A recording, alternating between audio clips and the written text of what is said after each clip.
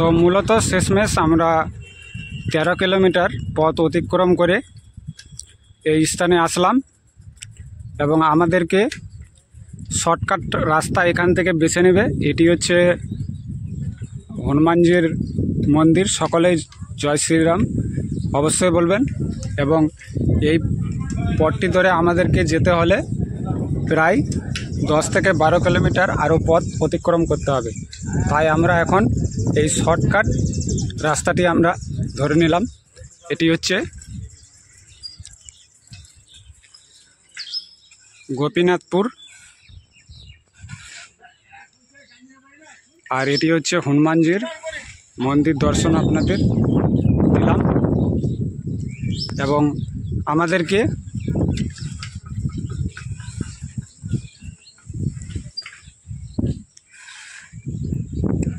এই পথ ধরেই আমরা এখন পথ অতিক্রম করব।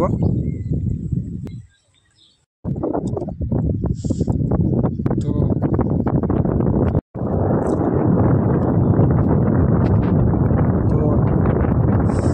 বন্ধুরা, আশা করি এই সুন্দর দর্শনটি মনে অবাক করেছে যে আমি আবার কোন জায়গায় উপস্থিত হয়েছি। তো আপনাদের এটি দর্শন করালাম।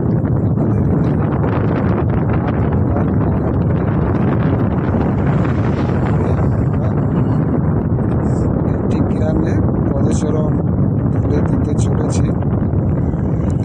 তো সামনের গ্রামটিতে আমাদের পদচরণ স্পর্শ করতে হবে।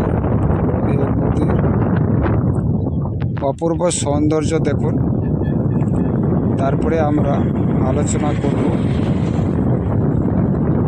কেন সেই গ্রামটিতে পদচরণ স্পর্শ করব, তার বিস্তারিত আলোচনা আমরা পথ ধরে গিয়ে আপনাদের জানানোর চেষ্টা করছি।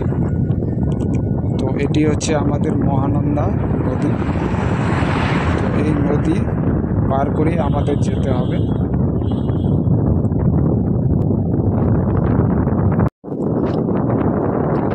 মাথার ওপরে রৌদ্র বয়ে যাওয়া কঠিনতম আজকে উপস্থিত হচ্ছে একটি গ্রামে। তো সেই গ্রামে আমাদের জগন্নাথ দেবের রথযাত্রা উপলক্ষে রথ নির্মাণ করা হচ্ছে। দর্শন দেব। প্রায় আমাদেরকে 15 কিলোমিটারের মতো পথ অতিক্রম করে আমাদের সেই গ্রামে যেতে হবে। তাই ক্লান্তি হয়ে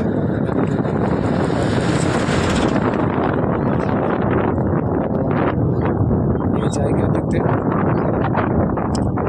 সুন্দর পবনপুত্র হনুমানের দেওয়া সমুদ্র বাতাস বইছে। তাই এই জায়গায় আমরা একটু পদ চলন একটু থামালাম। আমার পেছনে থাকা সাইকেল দেখতে পাচ্ছেন, এই সাইকেল নিয়ে আমি প্রতিনিয়ত ট্রাভেল করি। প্রচুর কষ্ট করে আমাকে নিজ ধর্মকে এগিয়ে নিয়ে যেতে প্রতিমূলত কাজ করে যেতে হয়। তো সাথে থাকুন আপনারা। আমাদের সামনের গ্রামটিতে এগোতে আর কতক্ষণ সময় লাগছে। তো এই হচ্ছে আমার সাইকেল।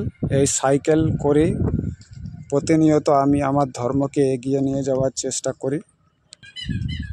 তো আজকে রৌদ্র থাকায় সাইকেলটি সাথ দিচ্ছে না, কারণ সাইকেল বয়ে যেতে তো পরিশ্রম করতেই হবে।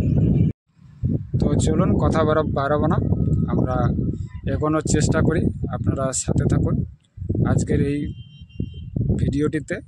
আপনারা আমাদের ভিডিওটিতে লাইক, কমেন্ট, শেয়ার ও আপনাদের গুরুত্বপূর্ণ মতামত জানাবেন। আমাদের পরিশ্রমিক ফল আপনারা কিছুকে দেবেন, অবশ্যই আপনারা তা নির্ধারিত করবেন।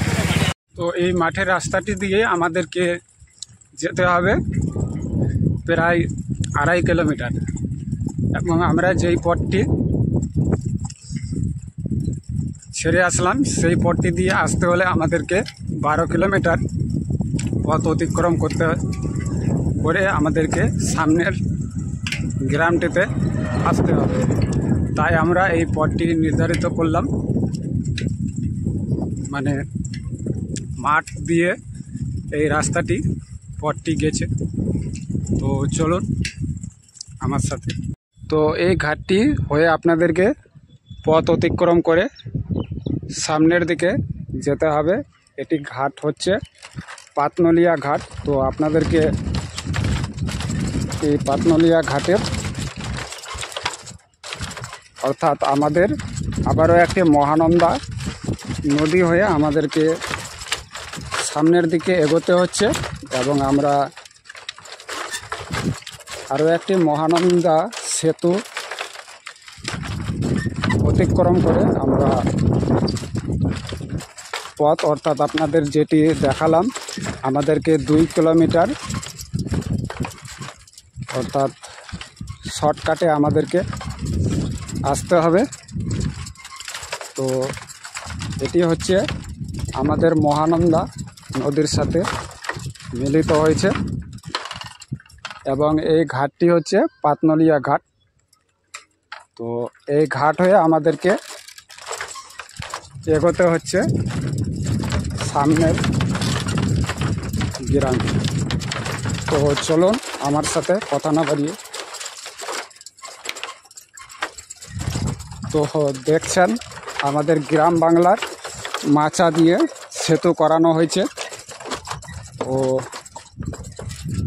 এখন এখানে দেখুন কত কষ্ট করে আমাকে এখন উঠতে হবে।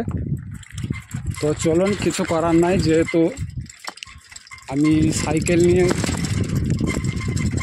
কাজ করি, যেহেতু আমার ভাগ্যে যা রেখেছে তাই হবে। এবার আমাদেরকে এটি হচ্ছে একটি পথ এবং এটি হচ্ছে একটি পথ। তো আমরা যদি এই পথটি দিয়ে, অর্থাৎ এই পথটি দিয়ে যাই, তাহলে ওই পথেই গিয়ে উঠব। তার জন্য আমরা এই শর্টকাট রাস্তাটি বেছে নেব।